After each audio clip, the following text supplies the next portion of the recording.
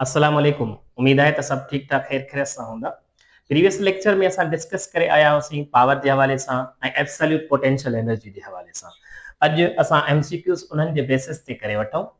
Actual में मुंहिंजी पूरी कोशिश इहा रहंदी आहे त तव्हां वटि यानी कि जेके लेक्चर में रिकॉर्ड कया एमसीक्यूज़ उहे मोस्टली न्यूमेरिकल बेस हुजनि, मैथमेटिकल बेस हुजनि, छो जो स्टूडेंट्स मोस्टली इन्हनि में ई कंफ्यूजन जा शिकार थींदा आहिनि या कंफ्यूज़ थींदा आहिनि। त पोइ इहे ई शयूं आहिनि त ॾिसो त इन्हनि एमसीक्यूज़ खे असांखे हल करण जो तरीक़ो कहिड़ो हुजे, शॉर्टकट कीअं यानी कि यूज़ कयूं, टाइम कीअं बचायूं, त इहा हिकिड़ी शइ तव्हांजे ज़हन में हुजे। हाणे एमसीक्यूज़ असां जेकॾहिं फर्स्ट खे वठूं, अ body of mass 5 kg is moving with a momentum of 10 kg meter per second।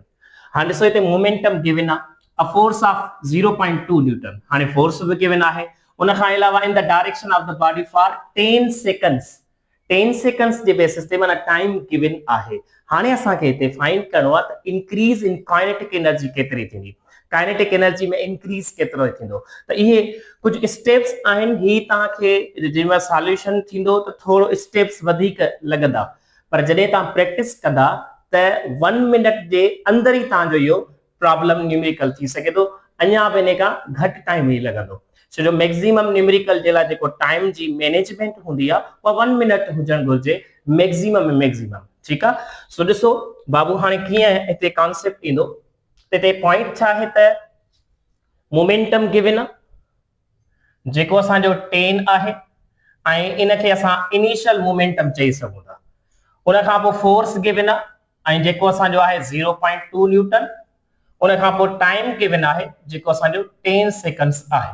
ऐं असांखे इंक्रीज इन काइनेटिक एनर्जी खपे, यानी कि असां जॾहिं टोटल एनर्जी एड कयूं उन खां पोइ जेको इंक्रीज आयो आहे उहो केतिरो आयो हूंदो। त हिते पॉइंट इहा आहे त पहिरियां इनिशियल मोमेंटम मिलियल आहे, त पोइ असां ॾिसंदासीं त काइनेटिक एनर्जी इनिशियल छा थींदी। हाणे मोमेंटम ऐं काइनेटिक एनर्जी जो रिलेशन जेको असां पढ़ियो बि आहे बार बार, उहो आहे P²/2m जो फार्मूलो। हाणे इन बेसिस ते असां वैल्यू पुट कयूं ऐं जवाब कढूं काइनेटिक एनर्जी इनिशियल जो। त हाणे ॾिसो हिते असां सिंपल मीनिंग में वठूं त मोमेंटम जेको मिलियल आहे, अच्छा मास गिवन आहे 5 kg, इहो बि नोट करे छॾियो त P माना 10 जो स्क्वायर 100 हूंदो, अपान में 2 ऐं 5 मास जा कंदासीं त 2 5 दा 10 थींदो। त 100 खे जॾहिं 10 सां डिवाइड कबो त जवाब एग्जैक्टली 10 असांजो जोल अची वेंदो, छा काइनेटिक एनर्जी इनिशियल जे बेसिस ते। हाणे असांखे काइनेटिक एनर्जी फाइनल खपे, उन खां पोइ एड करे ॾिसंदासीं त केतिरो इंक्रीज आयो आहे। त ॾिसो हिते काइनेटिक एनर्जी 10 आहे, 10 जोल आहे, त हाणे 10 जोल मां केतिरो इंक्रीज आयो आहे उहो असां वैल्यू पुट कंदासीं, यादि रखे छॾिजो। त हाणे ॾिसो, हाणे हिते असां सिंपल मीनिंग में वैल्यू छा वठूं, चेंज इन मोमेंटम केतिरो आयो हूंदो। त चेंज इन मोमेंटम असांखे फार्मूले जे बेसिस ते फोर्स ऐं टाइम सां वठणो पवंदो। छो जो असांजे जेके हिते गिवन वैल्यूज़ आहिनि उहे फोर्स जे ऐं टाइम जे बेसिस ते आहिनि। असां चेंज इन मोमेंटम इनिशियल ऐं फाइनल त कोन वठंदासीं, छो जो फाइनल मोमेंटम त असांखे गिवन ई कोन्हे को। त असां हिते चेंज इन मोमेंटम जहिड़े मुताबिक़ असांखे वैल्यू मिलियल आहिनि उन मुताबिक़ असां वठंदासीं। त हिते ॾिसो फोर्स जो वैल्यू आहे 0.2 ऐं टाइम जो 10। त 0.2 खे 10 सां मल्टीप्लाई कंदो, एग्जैक्टली जवाब 2 न्यूटन सेकंड असांजो चेंज इन मोमेंटम अची वेंदो। हाणे असांखे ख़बर आहे त चेंज इन मोमेंटम जेको बराबर हूंदो आहे final momentum minus initial momentum. असांखे फाइनल खपे, छो जो इनिशियल त मिलियल आहे 10 आहे, ठीकु आहे। त फाइनल हासिल करण जे लाइ असांखे ख़बर आहे त चेंज इन मोमेंटम प्लस में इनिशियल मोमेंटम ॿई एड कबा। चेंज इन मोमेंटम असांजो हींअर आयो 2 ऐं असांजो इनिशियल मोमेंटम 10 आहे, त एग्जैक्टली जवाब फाइनल मोमेंटम जो आयो 12 न्यूटन सेकंड। हिकिड़ो इहो तरीक़ो। हाणे हिकिड़ो इहो स्टेप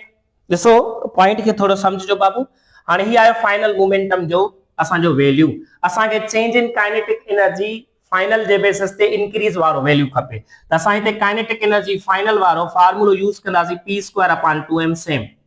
नोट करे छॾिजो। हाणे ही जेको 12 आयो आहे इहो फाइनल वारे वैल्यू में पुट कबो, त 12 जो स्क्वायर 144 थींदो डिवाइडेड बाय 10। त जॾहिं 10 सां 144 खे डिवाइड कंदो त एग्जैक्टली 14.4 जवाब ईंदो। यस। हाणे ॿुधायो काइनेटिक एनर्जी जेकॾहिं फाइनल वठूं त 14.4 ऐं जेकर इनिशियल वठूं त 10 माना 10 मां केतिरो इंक्रीज थियो त असां चवंदासीं त इन्हनि खे जॾहिं डिफरेंस वठंदासीं त असांजो जवाब ईंदो 4.4 त जेको असांजो इंक्रीज्ड काइनेटिक एनर्जी इंक्रीज्ड वारो वैल्यू आयो उहो आयो असांजो छा 4.4 छो जो इनिशियल हो 10 इंक्रीज केतिरो थियो 10 लाज़मी 14.4 आयो आहे त 4.4 इंक्रीज थियो त ॾिसो ऑप्शन कहिड़ा आहिनि A no B no C 3 point and कोने डी 4.4 जो असांजो आंसर बिल्कुल सही आहे त इहो असांखे अहिड़े तरीक़े सां प्रैक्टिस कंदासीं त आराम सां अची वेंदो जी त हाणे सेकंड नंबर आहे a body fallen from height h कंहिं न कंहिं हाइट तां किरे थो after it has fallen height h/2 जेकॾहिं वो जीअं जीअं किरंदो रहे ऐं हाइट कवर करे h/2 माना हाफ ताईं अध ताईं अची वञे ठीकु आहे त पोइ हिन वटि छा हूंदो it will possess what only potential energy only kinetic energy half of potential energy half of kinetic energy more kinetic energy less potential energy छा हूंदो त यादि रखे छॾिजो असांजी जेका एनर्जी आहे मोस्टली उहा h सां हिते डायरेक्ट थींदी छो जो फ्री फॉल स्टेट आहे फ्री फॉल स्टेट में असां छा वठंदा आहियूं एनर्जी खे हाइट सां कंपेयर कंदासीं त पोइ असां सिंपल चवंदासीं जेतिरी हाइट कवर थी आहे ओतिरी एनर्जी माना विरहाइजी वेंदी त टोटल एनर्जी ॿिन्ही में अची वेंदी हाफ पोटेंशियल एनर्जी थी वेंदी हाफ काइनेटिक एनर्जी त इहो असांजो कॉन्सेप्ट अथव हाणे अचो ॾिसो a body of mass M at height h his energy equal to the mgh when it is allowed to fall its energy at the midpoint of its motion is what हाणे mid point ते छा थी वेंदी त हाणे ते हिकिड़ी point समझो असांखे ख़बर आहे त जेका एनर्जी टोटल हूंदी आहे उहा सम ऑफ पोटेंशियल एनर्जी प्लस में काइनेटिक एनर्जी हूंदी आहे त हाणे इहा यादि रखे छॾिजो मिड पॉइंट ते जेतिरी पोटेंशियल एनर्जी ओतिरी काइनेटिक एनर्जी माना हाफ हाफ में हूंदी जेकॾहिं असां एनर्जी खे हाइट सां कंपेयर कंदासीं त पोटेंशियल एनर्जी जो वैल्यू बि mgh/2 अची वेंदो प्लस में काइनेटिक एनर्जी जो वैल्यू mgh/2 अची वेंदो ॿिन्ही खे कंपेयर कंदो एड कंदो त जवाब ईंदो mgh छो जो हाफ ऐं हाफ mgh फुल थी वेंदो हिकिड़ो इहो मेथड ॿियो मेथड इहो आहे त जेका पोटेंशियल एनर्जी हूंदी आहे मिड पॉइंट जे बेसिस ते mgh-x हूंदी आहे ऐं जेका असांजी काइनेटिक एनर्जी हूंदी आहे उहा असां उनखे mgx करे वठंदा आहियूं ठीकु आहे mgx त हाणे ॾिसो इन्हनि ॿिन्ही खे एड कयो त जवाब छा अची सघे थो त हिते रखंदासीं mgh-mgx प्लस mgx त छो जो सम ऑफ पोटेंशियल एनर्जी वैल्यू ऐं काइनेटिक एनर्जी वैल्यू ही माइनस जो ही प्लस जो कैंसिल जवाब एग्जैक्टली छा आयो mgh त इहे ॿई तरीक़ा अथव त जवाब असांजो इन सवाल में mgh हिकिड़ी आहे पॉइंट हाणे नंबर 4 ॾिसो the decrease in the potential energy of ball mass केतिरो दस 20 kg which falls from a height h 50 centimeter याद रखे छो 50 centimeter is यानी के हाने ते सवाल छा है पोटेंशियल एनर्जी केतरी आ सवाल इहो आहे ऐं डिक्रीज थींदो छो जो फॉल थो थे हेठ करण वक्त पोटेंशियल डिक्रीज थींदी आहे फार्मूलो छा है पोटेंशियल एनर्जी जो mgh सिंपल हाने ॾिसो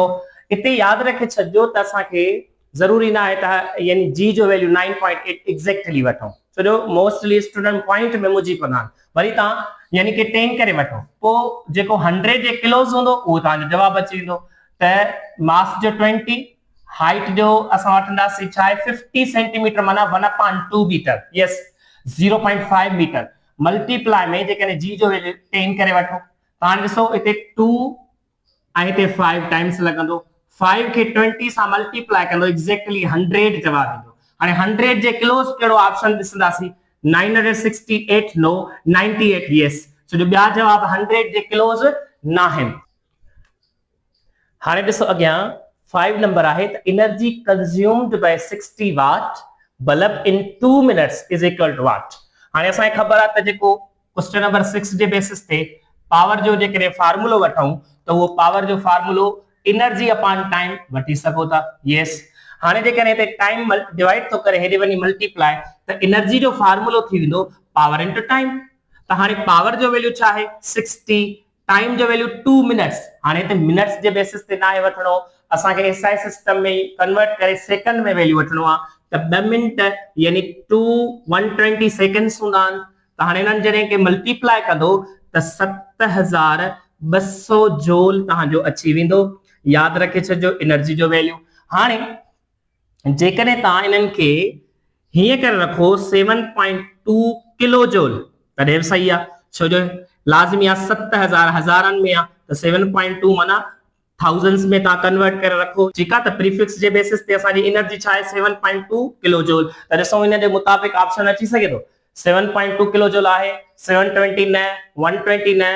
यानी कि ही लिखला 7200 वरी किलो जूल त इने में मुजाए सगन वता त इने जे करे ऑप्शन के सही माना में दिसजो आई क्लियर कजो त ही या त सिर्फ जे करे ऑप्शन ही अचे तदे भी सही है आई जे करे 7.2 किलो जूल अचे तदे सही है ठीक है सो यो कॉन्सेप्ट थव इन क्वेश्चन जो चलो बाबू हाने 6 number a stone of mass 2 kg is dropped from raised position 5 meter above the ground what is the velocity of height of 3 meter above the ground हाने दिसो इते पॉइंट आए त जेकरे असा को ऑब्जेक्ट मिन मासिस जो 2 kg जो माना 2 kg जो मास आए वो हेठ किरायूं था आई वो असा जो 5 मीटर जे मुताबिक हाइट में अचे तो माना ग्राउंड का वठी हाइट ताई टोटल हाइट 5 आ हाने असा दिसऊं दा त जेकरे वो ऑब्जेक्ट 3 मीटर जी हाइट ताई अचे तो उन वक्त ताई उन जी वेलोसिटी केतरी हुंदी त यो एकड़ो सेंस थव दिसो ही ग्राउंड आ आई हेस ताई हाइट आ ही हाइट टोटल जेकी आ वो 5 आ पर जेकरे ऑब्जेक्ट मथा का हेठ अचे आई असा समझऊं दा त हेस ताई हिन 3 मीटर जी हाइट कवर कई हाने हेस ताई 3 मीटर जी हाइट ताई हिन जी वेलोसिटी छा थींदी इहो सवाल आ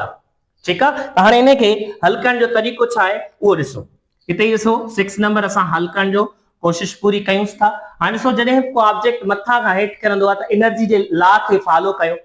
पोटेंशियल एनर्जी डिक्रीज थींदी काइनेटिक एनर्जी इंक्रीज थींदी त टोटल एनर्जी छा हुंदी पोटेंशियल एनर्जी काइनेटिक एनर्जी जो सम हुंदो आ असा खबर आ हाने हिते पॉइंट या वा स्टार्टिंग में दिसलासी त पीक पॉइंट पे एनर्जी टोटल केहड़ी हुई सिर्फ पोटेंशियल एनर्जी सिर्फ काइनेटिक एनर्जी या बई हुंदी त इते असा खबर आ त इते काइनेटिक एनर्जी 0 हुंदी जेकरे काइनेटिक एनर्जी 0 आ त पो इन पॉइंट पे at peak point at maximum height ते असा जी जेका एनर्जी हुंदी वा सिर्फ छा हुंदी दिसो ही 0 प्लस में छा इंदी पोटेंशियल एनर्जी त जेका भी टोटल एनर्जी हुंदी पीक पॉइंट ते वा असा जी केर हुंदी पोटेंशियल एनर्जी हाने पोटेंशियल एनर्जी जे वैल्यू जे मुताबिक कुछ कंदा हलो मास केतरो आ 2 ठीक आ छो असा पोटेंशियल एनर्जी जो फार्मूलो याद हुजण घुर्जे mgh मास 2 ग्रेविटी ताटे हाइट जो वैल्यू इते 3 न वठबो इते हाइट जो वैल्यू 5 ही वठबो छो वठबो 5 छो असा खबर आ त पीक पॉइंट ते तो ग्राउंड का पीक पॉइंट ताई जो हाइट जो वैल्यू वो 5 आ बताए स्टूडेंट गलती कन 3 पुट करे विजन नो 3 न थिंदो इते 5 थिंदो याद रखे छजो या ताने 10 5 दा 50 50 के 10 सा मल्टीप्लाई कयो त एग्जैक्टली ता जो 100 आंसर अची विंदो पोटेंशियल एनर्जी 100 ईंदी हाने इते स्टूडेंट इन गाल में मुझी पवंदान त हाने 100 सर्च हो एग्जैक्टली 9.8 कयो त जडे ता 10 इने जे करे पुट कनायो छो असा के कैलकुलेशन में आसानी थे हाने हिते ता 100 जी जगह ते 98 लिखी छडे रखियो याद रखे छजो 98 माना उने मा 2 सब्ट्रैक्ट कयो हमेशा ये कबो 10 रखे आसानी से कैलकुलेट करे उन मा 2 माइनस करे छडियो ताकि ताजी आसानी कैलकुलेशन में आसानी पैदा थे सिंपल ठीक है त हाने 98 जूल या 100 जूल असा जो आयो वैल्यू पोटेंशियल एनर्जी जो एट द टॉप ते ठीक है हाने सिंपल गाल त असा के छा खपे असा के खपे वेलोसिटी केतरी हाइट ते 3 मीटर जी हाइट ते हाने ही इंदो हेठ पोटेंशियल एनर्जी लॉस कंदो काइनेटिक एनर्जी गेन कंदो वेलोसिटी खपे त पो हाने इते असा खबर आ त जेको असा जो वैल्यू आहे total energy is equal to the potential energy या काइनेटिक एनर्जी प्लस में पोटेंशियल एनर्जी होगी ठीक है हाने तो गौर कजो काइनेटिक एनर्जी जो फार्मूला हुंदो आ 1/2 mv² प्लस में पोटेंशियल एनर्जी जो mgh हुंदो आ हाने असा जी जेका पीक पॉइंट ते total energy I this is not a potential energy only but this is a total energy याद रखजो त टोटल एनर्जी जो जेको वैल्यू आयो वो आयो असा जो छा 98 छो जो टोटल एनर्जी पीक पॉइंट ते सिर्फ पोटेंशियल ही आहे, काइनेटिक एनर्जी 0 हूंदी। ठीक, हाणे असांखे वेलोसिटी खपे, वैल्यू पुट कंदा हलो 1/2 सेम, मास जो वैल्यू घणो आहे 2, यस 2, वेलोसिटी स्क्वायर त हिते 2 2 में कैंसिल थी वेंदा, प्लस में m जो वैल्यू 2, g जो वैल्यू तव्हां भली एग्जैक्टली 10 करे वठो, हाइट हिते 3 करे वठंदो, यस छो जो तव्हांखे हाइट 3 वारी हिते वेलोसिटी खपे। त पोइ हाणे हिते ॾिसो बाबू 98 हितां रखो, हिते रखो सिर्फ v स्क्वायर प्लस में छो जो v स्क्वायर बचो 2 2 त कैंसिल थी वियो, त हाणे हिते ॾिसजो 2 10 दा 20 20 खे 3 सां तव्हां मल्टीप्लाई कयो त असांखे ख़बर आहे त इहो एग्जैक्टली छा जवाब अची वेंदो 60 60 आयो। हाणे वेलोसिटी खपे 60 ते प्लस तो करे हेॾे वञी माइनस कंदो त 98 माइनस में 60 कंदो त जवाब एग्जैक्टली ईअं खणी चओ त छा अचणु घुर्जे 98 मां 60 तां माइनस कयो त 8 38 छा जवाब आयो 38। त हाणे हेॾां आयो 38, हेॾां आयो वेलोसिटी जो स्क्वायर। हाणे असांखे वेलोसिटी जो स्क्वायर त न खपे, पोइ छा खपे वेलोसिटी खपे, त पोइ सिंगल में वेलोसिटी थी वेंदी अंडर रूट में 38। हाणे अंडर रूट 38 थोड़ो याद रखो, जेकॾहिं 3 3 के मल्टीप्लाई कंदासीं 9 ईंदो, 4 4 के 16, 5 5 के 25, 6 6 के 36 ऐं 7 7 के 49, त पोइ एग्जैक्टली 38 जो रूट यानी कि 6 जे करीब ईंदो त 6 पॉइंट समथिंग ईंदो, 6.3 या 6.2 जेको बचे। ठीक आहे, त हाणे हिते हिकड़ी पॉइंट याद रखजो त यको 9.8 रखण सां स्टूडेंट मुझी पवंदा आहिनि, जरूरत ना है परेशान थियण जी। त हिते हिकड़ी पॉइंट थी वई त असांजो छा 6 पॉइंट समथिंग आयो। त हाणे ॾिसो एग्जैक्टली 6 पॉइंट समथिंग छा आयो, ऑप्शन कहिड़ो आहे असांजो सी ऑप्शन 6.3 आहे। त हाणे हिते गौर करण जी ॻाल्हि आहे, इन में पहिरियों स्टेप छा हो त असांखे पीक पॉइंट ते केतिरी एनर्जी आहे टोटल उहा वठणी, पीक पॉइंट ते टोटल एनर्जी वरतीसीं त पोटेंशियल एनर्जी आहे, छो जो काइनेटिक एनर्जी पीक पॉइंट ते 0 हूंदी आहे, त पोइ 98 जवाब आयो टोटल एनर्जी जो। उन खां पोइ असांखे 3 मीटर जी हाइट ते जॾहिं हेठि ईंदो त पोइ उते असांखे खपे छा वेलोसिटी, त पोइ 3 मीटर जी हाइट ते वेलोसिटी करण जे लाइ फार्मूलो पुट कयो, टोटल एनर्जी केतिरी आहे 98, kinetic energy 1/2 mv square, potential energy mgh त पोइ 1/2 mv स्क्वायर सेम, मास जो वैल्यू 2 2 में कैंसिल थी वियो, वेलोसिटी स्क्वायर सेम रखो, mgh 2 × 10 × 3 जवाब एग्जैक्टली हिननि खे मल्टीप्लाई करण सां 60 आयो। ठीक आहे, त हाणे हेॾां वेलोसिटी स्क्वायर बचो, असांखे ख़बर आहे हेॾां 98 आहे प्लस 60 छो जो v खपे माइनस थी वेंदो, 98 मां 60 माइनस कयो 38 अची वेंदा। हाणे 38 जो रूट इन करे था वठूं छो जो वेलोसिटी ते स्क्वायर आहे, सिंगल वेलोसिटी खपे, अंडर रूट 38 ईंदो त एप्रोक्सीमेटली 6 पॉइंट समथिंग जे वेझो ईंदो, त पोइ बस हिते आंसर तव्हां 6 में ॾिसो जवाब अची वेंदो। त पोइ इहा हिकड़ी पॉइंट अथव, इन्हनि खे ईअं प्रैक्टिस कयो। ठीक आहे बाबू, हाणे ॾिसो 7 नंबर क्वेश्चन आहे, if mass m is dropped from height h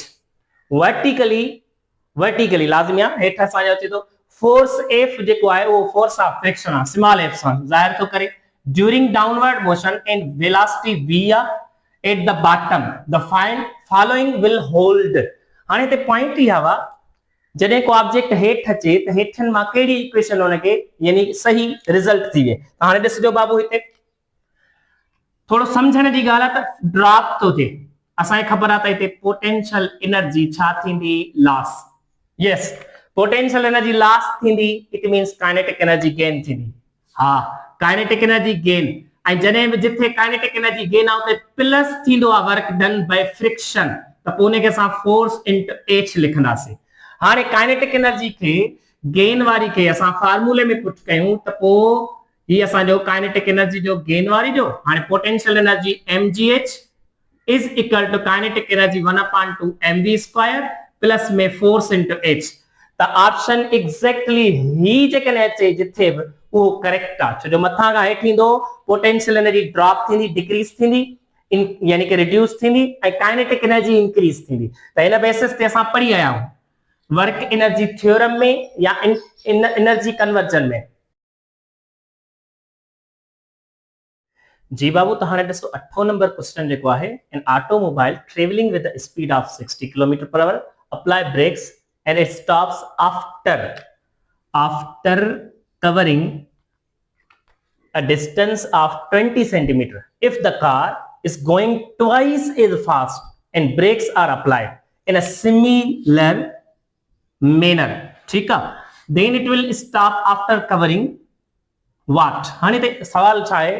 हेॾी वॾी स्टेटमेंट तव्हांखे ईअं लॻंदी त इहा वॾो को प्रॉब्लम न्यूमेरिकल आहे, उनखां वॾो को फार्मूलो खपे. नो,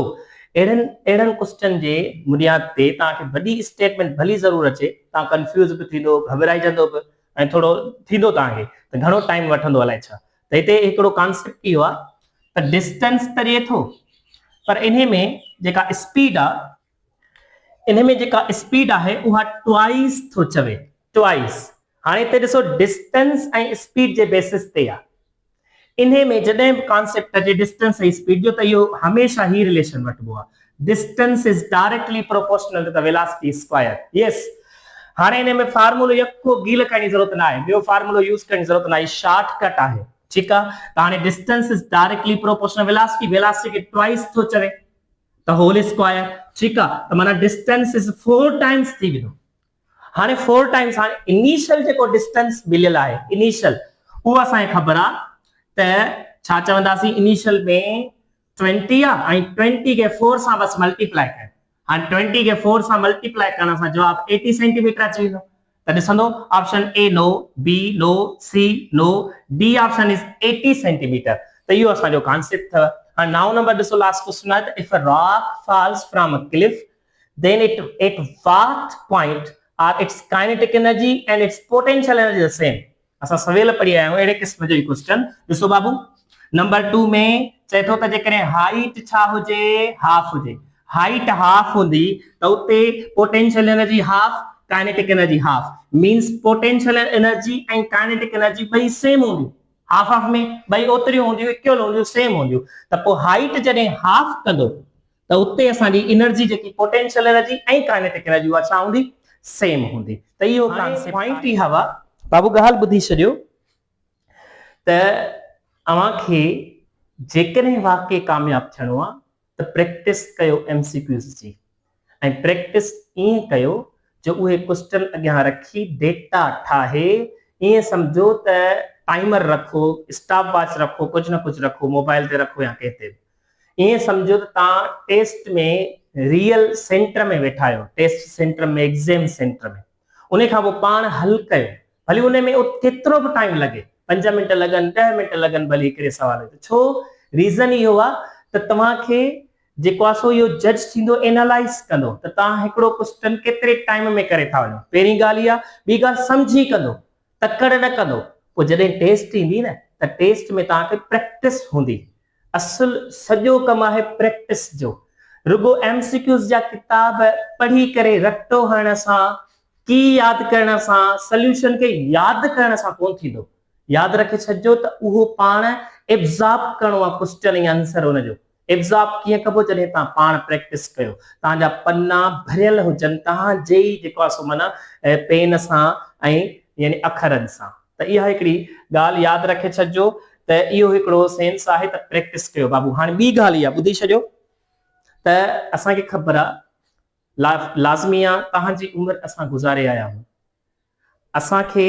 मूंखे यादि आहे त मूंखे अहिड़ो माहौल कोन मिलियो हो. ख़ासि करे पंहिंजे हवाले सां जेकॾहिं ॻाल्हि कयूं त माना अहिड़नि फाइनेंशियली असांखे दिक़त थींदी हुई, सपोर्ट उहा कंप्लीट न मिली सघंदी. हाणे असांजे घर वारनि जो त ॾोह कोन्हे को, लाज़मी आहे जहिड़े बेसिस ते असांखे प्रोवाइड कंदा असां उन हिसाब सां हलंदासीं. तव्हां सभई ख़ुशि नसीब आहियो हिन दौर जा. यादि रखे छॾिजो, तव्हांजो जेके वालिदैन आहिनि उहे एॾी महिनत था कनि, तव्हांजे लाइ, यानी कि सभु कुझु था कनि, ऐं तव्हां शायदि रियलाइज़ कोन था कयो. जेकॾहिं तव्हां इहो रियलाइज़ करे विझो त तव्हांजो वालिद साहिबु, तव्हांजी अमड़ तव्हांजे लाइ केतिरी महिनत था कनि, त मां त चवां तव्हांखे माना पल जे लाइ बि निंड न अचे, सुकून न अचे. तव्हां उन्हनि खे सोचे करे जेको आहे सो माना फील कयो त वाकई केॾी महिनत था कनि, पर तव्हांखे सिर्फ़ु सुख मिलियो आहे न, तकलीफ़ तव्हां महसूसु कोन कई आहे. इन जे करे तव्हांजो, सिंधीअ में चवंदा आहिनि त पेट भरियल आहे. त इन जे करे ख़ुदारा थोरो सोचो, कुझु थी ॾेखारींदो न त पोइ दुनिया तव्हांजी वाह वाह कंदी. पर जेकॾहिं हींअर ॾिसो मुआशिरो हर कंहिंजे कढ ईअं लॻो पियो आहे त इहो कामयाबु छो थो थिए ऐं केॾा बि माना हुन में यानी के खूबियूं हुजनि केॾा बि भला कम करे पर रुॻो हिकिड़ो एब हुननि खे नज़र अची वञे न त एॾो तव्हां ते क्रिटिसाइज़ थींदो यानी असां सभिनी ते जो हू माना ॼण ईअं सम्झो वेंदो आहे त हू फ़रिश्ता हुजनि ऐं असां गलीज़ इंसान हुजूं त ईअं ऐं ॿी ॻाल्हि ॿिया इंसान केॾो बि चवनि कुझु बि चवनि तव्हांजो अल्लाह ऐं तव्हां पंहिंजो पाण खां वाक़िफ़ आहियो तव्हां पंहिंजो टाइम तव्हां पंहिंजी एनर्जी उन्हनि खे सोचे करे यानी पंहिंजो वक़्तु छो विञायो वॾे में वॾो रिवेंज ऐं वॾे में वॾो बदिलो इहो आहे त तव्हां कामयाबु थी ॾेखारियो ऐं अहिड़ो कामयाबु थी ॾेखारियो जो ख़ामोशीअ सां महिनत कयो ईअं न त वठो वावेला कंदा ऐं उन्हनि खे जेको आहे सो ॿुधाईंदा त बसि तव्हां सां घटि कोन थींदी त असां हीअं कंदासीं असां हूअं कंदासीं या असां बसि हीअं थी वेंदासीं त कंदासीं बाबू इमेजिनेशन वारी लाइफ मां निकिरी प्रैक्टिकल लाइफ में अचो प्रैक्टिकल लाइफ इहा त महिनत करे ॾेखारियो इहा तव्हांखे ऐं तव्हांजे अलाह खे ख़बर हुजे ऐं तव्हांजे फैमिली मेंबर खे जेकॾहिं ख़बर अचे थो लाज़मी हुते घर में हूंदो ॿियनि कंहिंसां बि शेयर न कयो त तव्हां केॾी महिनत था कयो शो ऑफ न कबो बाबू ख़ामोशीअ सां महिनत कयो तव्हांजी कामयाबी पाणे शोर मचाईंदी इन जे करे थोरो सोचो असां घणे क़दुरु मोस्टली अॼु जी जनरेशन इन में टाइम पई थी विञाए त फलाणो माण्हू मुंहिंजे बारे में इहो छो थो सोचे छो थो चवे ऐं वॾड़े कंहिं न कंहिं उस्ताद हुजे वालदेन मां ब्रादर हुजे सिस्टर हुजे पुफी मासी हुजे या वालदेन मां पेरेंट्स हुजनि मदर ऐं फादर कुझु बि चई था वञनि त असां हुननि खे मुंहं ते जवाबु था ॾियूं इहा असांजी तहज़ीब न आहे इहो असांजो इख़लाक़ न आहे इहो असांजो मेनर न आहे जो असां वॾड़नि खे जवाबु ॾियूं इहो ग़लति तरीक़ो आहे यादि रखे छॾिजो इन सां कामयाबी कोन मिलंदव भली केॾी बि महिनत कयो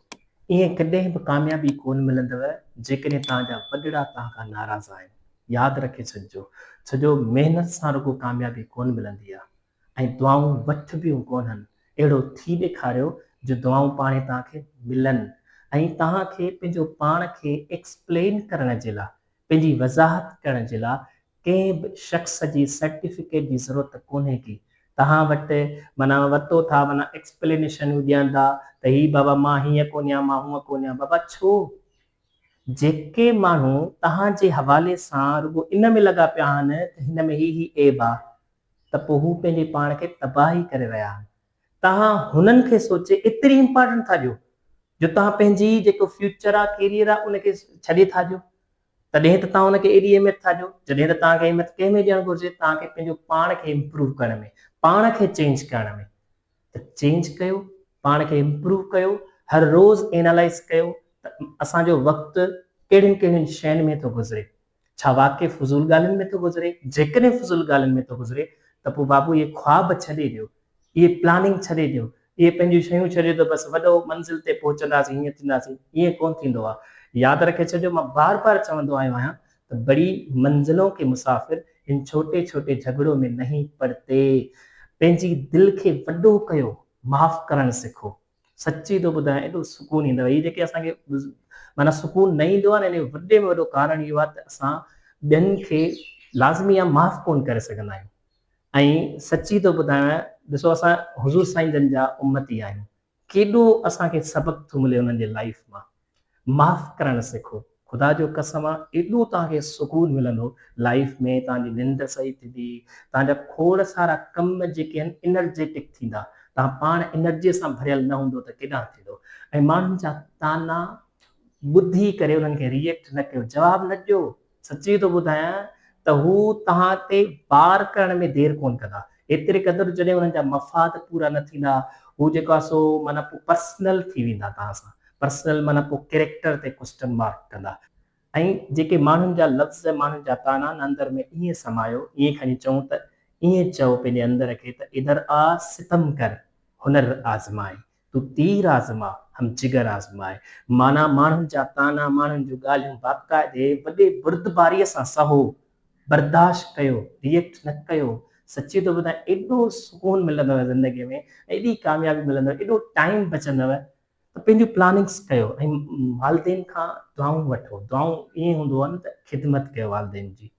ऐं सुठो सोचो, सोच सुठी रखो। असां सिंधीअ में ईअं खणी चऊं त ही सॼो बाक़ी त जिस्म ऐं हॾा हुआ, असांजे अंदर में त सिर्फ़ु जेकी असुल शइ आहे उहा त असांजो सोच ऐं असांजी जेको आहे सो माना कैफ़ियत हुआ। त सोच ऐं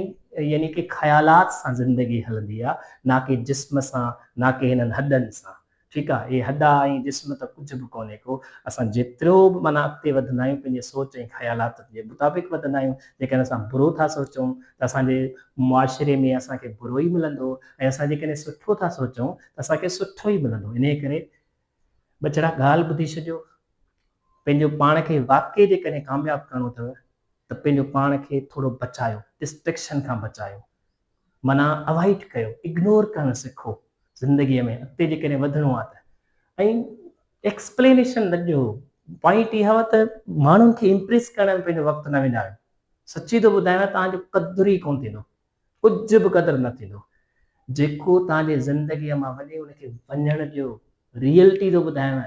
दोस्त हुजनि, मिट हुजनि, छा हुजनि, तव्हां रिएक्शन में अहिड़ो सलूक न कयो बुरो जंहिंसां उहो ज़िंदगी, छो जो रिश्ता जेके बि हूंदा आहिनि, चाहे यानी कि रत जा हुजनि या रूह जा हुजनि, उहे कॾहिं बि ख़तमु कोन थींदा आहिनि। ख़तमु छा सां थींदा आहिनि? असांजे रवैयनि सां। रवैया जेतिरा भला रखो, जेतिरा सुठा रखो, इनशाला तव्हांखे ज़रूरु हिकु ॾींहुं इहो रियलाइज़ थींदो त असां किथे ग़लति हुआसीं, असां किथे सही हुआसीं, ऐं असांजे लाइ केतिरो भलो थो थिए। ऐं जेतिरो तव्हांजे ज़हननि में सुठो ईंदो त ॿाहिरि सुठो ख़्यालात पैदा थींदो। इन करे मुंहिंजूं दुआऊं, असांजूं दुआऊं घटि अथव, ऐं इनशाला महिनत कयो, पंहिंजी प्लानिंग ठाहियो, स्ट्रेटजी ठाहियो। हमेशह स्टडी करणु वक़्तु यादि रखे छॾिजो त टॉपिक सिलेक्ट कयो, टाइम सिलेक्ट न कयो त 2 कलाक पढ़बो, 3 कलाक पढ़बो, कलाक पढ़बो। नो, पहिरियां छा कयो, यानी कि टॉपिक सिलेक्ट कयो त बाबा हिन सब्जेक्ट का टॉपिक पढ़णा आहिनि। टाइम तव्हां ते आहे, माना टाइम जो मतिलबु इहो आहे त माना सुबुह जे टाइम था पढ़ो, राति जे टाइम था पढ़ो, इहो तव्हां ते आहे। ठीकु आहे। रही ॻाल्हि इहा त तव्हां अहिड़े सब्जेक्ट खां स्टार्ट कंदा कयो जेको तव्हांजो फेवरेट हुजे। पोइ उहा तव्हांजी कहाणी फेवरेट आहे, यानी कि ॿियूं शयूं आहिनि, त इन्हनि खे तव्हां उन टॉपिक फेवरेट खां शुरू कयो। 5-10 मिंट पढ़ो, तव्हांजो दिमाग़ु पाणे चवंदो त हाणे पढ़णो आहे। पहिरियां ई ॾुखियो सब्जेक्ट, ॾुखियो टॉपिक पढ़ंदव त पोइ तव्हांजी दिलि खटी थींदी, तव्हांजो दिमाग़ु चवंदो आका मुंहिंजो जेको आहे सो हींअर मूड न आहे पढ़ाईअ जो। पोइ तव्हांखे उबासियूं बि ईंदियूं, तव्हांखे ॿिया ख़्यालात बि ईंदा, पोइ तव्हांखे मोबाइल बि यादि ईंदी, तव्हांखे सभु कुझु यादि ईंदो। यादि रखे छॾियो, स्टडी जे वक़्तु जेकॾहिं तव्हांखे कंट्रोल आहे त मोबाइल अहिड़े तरीक़े सां यूज़ कयो जो उन में सोशल मीडिया, इंटरनेट वग़ैरह न अची वञे। छो लाज़मी आहे उहो खुलनि थियूं त पोइ स्क्रोलिंग में टाइम हलियो थो वञे। ॿियो, सब्जेक्ट जेको बि पढ़ो, यादि रखे छॾियो, जेको बि सब्जेक्ट पढ़ो उन सब्जेक्ट जा ई बुक्स ऐं पॉइंट्स हुजनि। ईअं न त फिजिक्स, केमिस्ट्री, बायो या ॿियो इंग्लिश सभु उते पिया आहिनि या मैथ उते पियो आहे, त ईअं न आहे त तव्हां जेको सब्जेक्ट पढ़ो था सिर्फ़ु उनजो मटीरियल कंटेंट तव्हांजे आॾो हुजे, ॿिया साइड ते हुजनि भली, पर साम्हूं न हुजनि। छो जो तव्हांखे इहो बार बार सोच ईंदी त फिजिक्स पढ़ी वरी केमिस्ट्री पढ़णो आहे, केमिस्ट्री पढ़ी वरी बायो पढ़णो आहे, पोइ तव्हां वरी इन में डिस्ट्रैक्ट थींदो। इन जे करे हींअर तव्हां वटि टाइम घटि में घटि आहे, की पॉइंट ठाहे करे, सम्झी करे, पाण सां ॻाल्हायो, भितियुनि सां ॻाल्हायो। ॿियो को जेकॾहिं तव्हांजे यानी कि घर में को फैमिली मेंबर आहे, उनखे तव्हां रजिस्टर समाए छॾियो ऐं उनखां चओ त मूंखां सवाल करे, मेन पॉइंट्स जेके की पॉइंट तव्हां ठाहियूं आहिनि, त थोरो स्टडी ॾांहुं सही नमूने सां अचो। जेकॾहिं कामयाबु थियणो आहे त न आहे थियणो न, त थोरो कुझु ॿियो कमु कयो। छॾे ॾियो हरू भरू जेको आहे सो इहे माना पंहिंजो पाण खे बेवकूफ़ न कयो, पंहिंजे वालदेन खे बेवकूफ़ न कयो। त इन करे कामयाबी जेकॾहिं वाक़ई वठणी आहे त पोइ महिनत अहिड़ी करे ॾेखारियो जेको तव्हांजे अंदरि बि मुतमिन हुजे। तव्हां पाण दिलि ते हथु रखी ॿुधायो त छा वाक़ई तव्हां एतिरी महिनत करे रहिया आहियो? छा तव्हां ॾिसो, थोरो सोचो त सही, न त सॼी दुनिया सोशल मीडिया जे तरफ़ लॻी पई आहे या सॼी दुनिया डिस्ट्रैक्शन में लॻी पई आहे। तव्हांजे लाइ त मौक़ो आहे, तव्हां त महिनत कयो न। ठीकु आहे। इन जे करे अलाह साईं तव्हांजे लाइ कामयाबियूं खोड़ सारियूं आणींदो। कॾहिं बि हौसलो या हिमत न हारजो, महिनत जारी रखिजो। ठीकु आहे। ख़ुशि हुजो, सदा सलामत। Thank U.